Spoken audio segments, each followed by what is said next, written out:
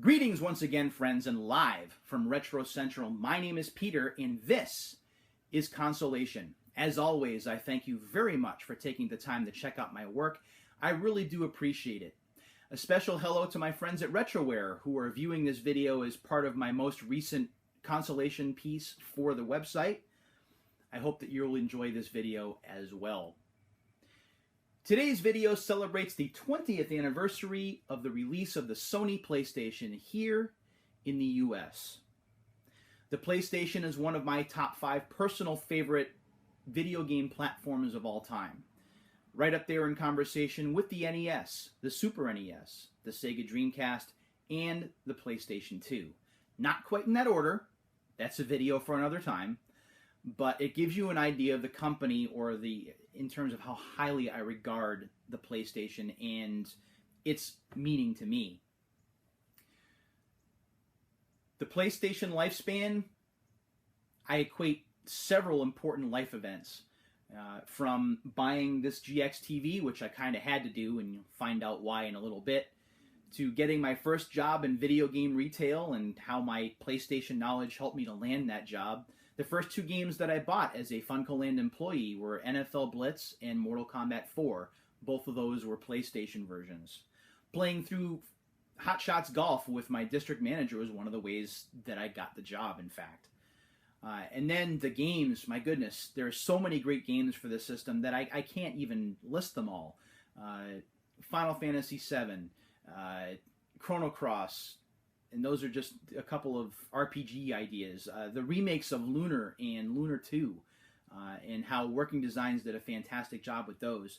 The Ridge Racer games, especially the original games like Rage Racer and Ridge Racer Type 4.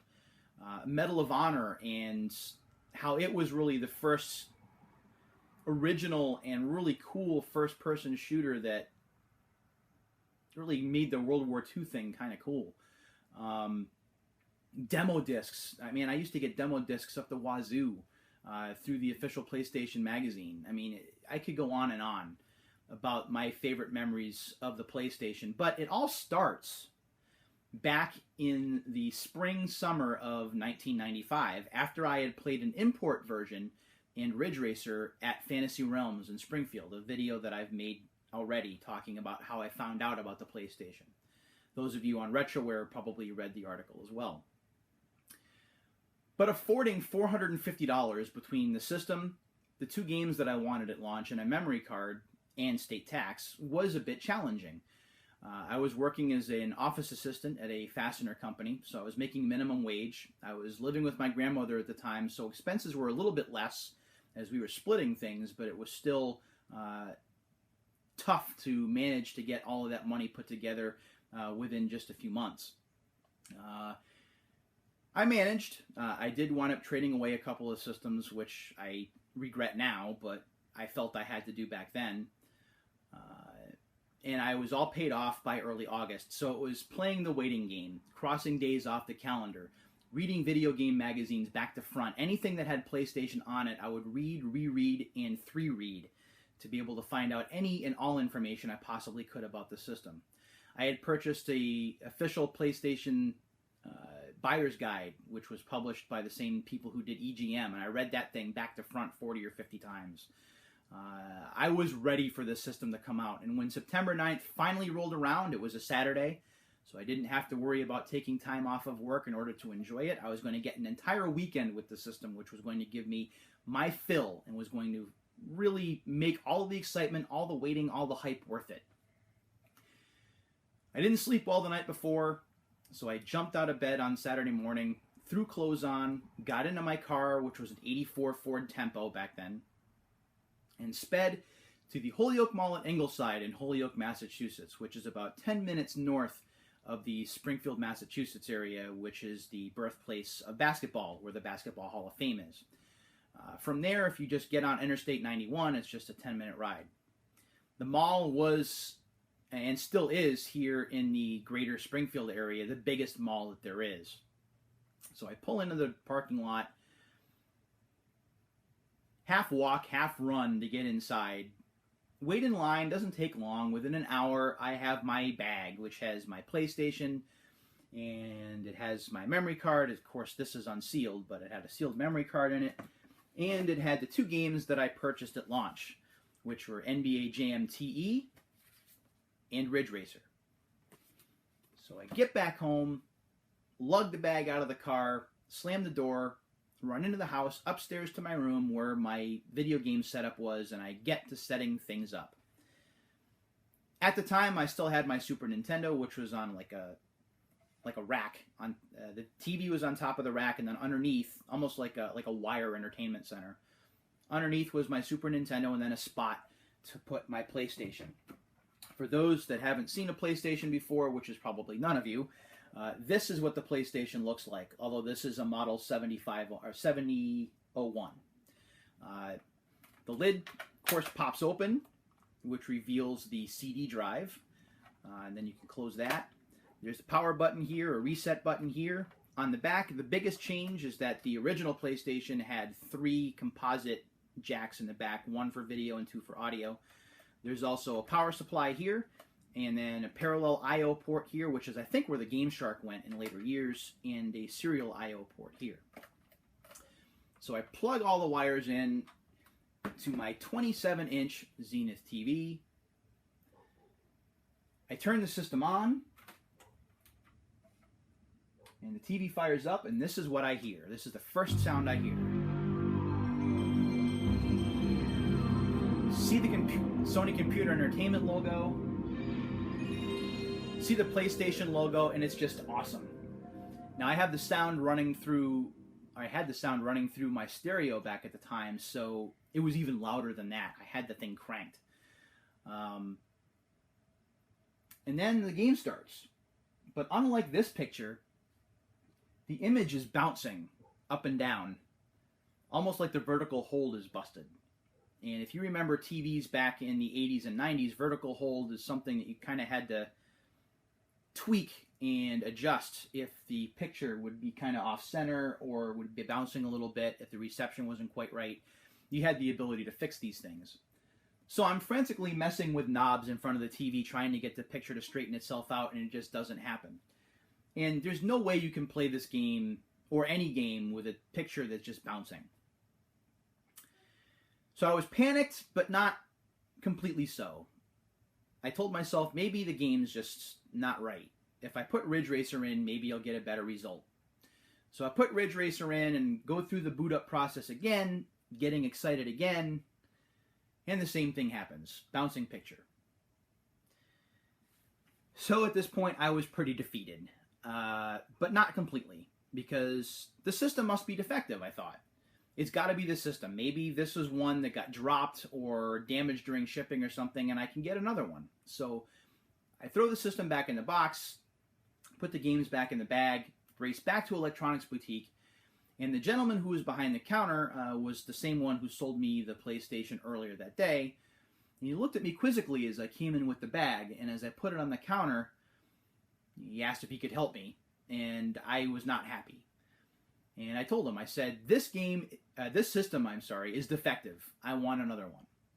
Well, I haven't heard anything about any other defect. No, this system is defective. I just spent $450 in here.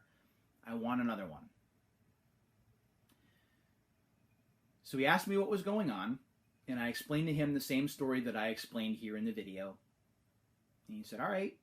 He went in the back room. He got another PlayStation, which was one of the last ones that they had. And he gave me a word of warning as he went through the return process. He said, this is the only time that I'm going to do this. I have not heard anything else about any other picture or video problems with any other PlayStations today. So if you have any more problems, you need to contact Sony. I can't help you. But I was convinced that it was a one-off thing, that it was just a defective system, which does happen sometimes. And I thanked him very much, and away I went. Sped back home, walked up my stairs this time, went through the setup process again, popped NBA Jam back into this new PlayStation, turned the system on, and yep, it was the same issue. So I turned the system off, and at this point, I'm just beside myself angry. I contact Sony's customer service, which is a bit of a wait, and it's a bit busy, of course, because it's the first day for the system launch. go through the troubleshooting process, and they, like the person from EB had mentioned, talked about using an RF modulator, which I thought was just ridiculous because all my other game systems worked on this TV without incident using composite cables, so I don't understand what the issue is. Out of options, or at least seemingly out of options, I took a trip to Fantasy Realms, which is where I had found out about the PlayStation in the first place, and the owner and I were on great terms. So when I went into the store, I explained to the owner what the situation was, and he also went with the RF idea.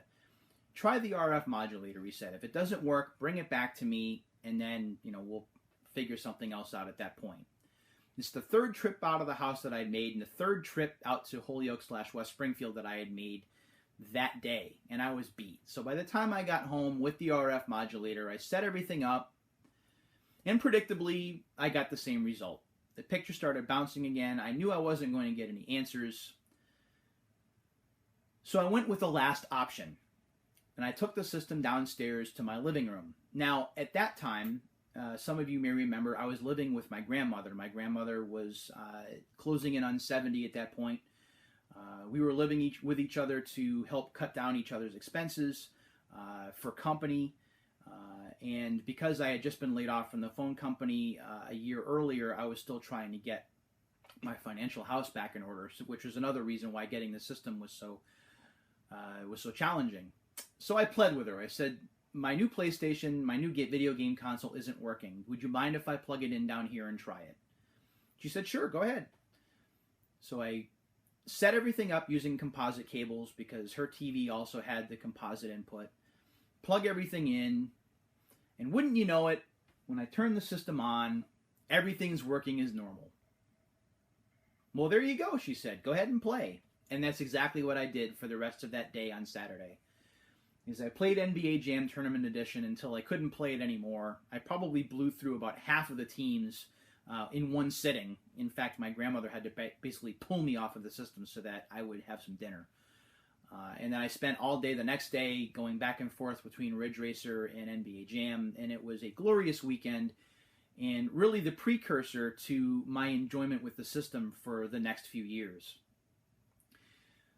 I never wound up getting another TV up until this GX TV that I got in 1997. In fact, playing games downstairs on the television kept my grandmother and I closer together. She would take an interest in what it was that I was playing, ask me what the idea was. There were some games she wasn't a big fan of. Twisted Metal, for example, she wasn't a big fan of the violence in that game. But games like Jumping Flash she was kind of interested in, and Ridge Racer she thought was really fast. And NBA Jam, of course, she knew that I was a big fan of that game. So that's really where the memory started and continued for the following years. And although my launch day experience was harrowing and rather adventuresome and frustrating, it was memorable and probably one of my most memorable launch experiences. That and the Dreamcast, which I'm hoping to do in another video if I wind up getting a Dreamcast down the line. But definitely a lot of memories there. Frustrating, sure, but certainly makes it a little bit sweeter once I finally put that out of my mind and was able to enjoy the PlayStation for what it was. So those are my PlayStation memories as I look back 20 years later. Hard to believe it's been 20 years. It's been 20 good years. A lot of things in my life have changed since. In fact, I'm getting ready to start a new job in video game retail again. So it feels, there are a lot of similarities I feel as I make this video, and I hope that you enjoyed watching it. As for you, I'd love to hear about your own PlayStation launch or early PlayStation memories. What games did you play? Did you get one at launch? Did you get one later? What are some of your favorite games for this system? Anything having to do with PlayStation, I'd love to hear about your thoughts and your experiences. You can leave them in the comments below here on YouTube, or if you're on RetroWare after finishing reading the article, I'd love to hear from you in the comments section there as well. As always, I thank you very much for taking the time to watch Consolation. It means the world to me. Happy 20th anniversary PlayStation into Sony. And until the next time, my friends, take care.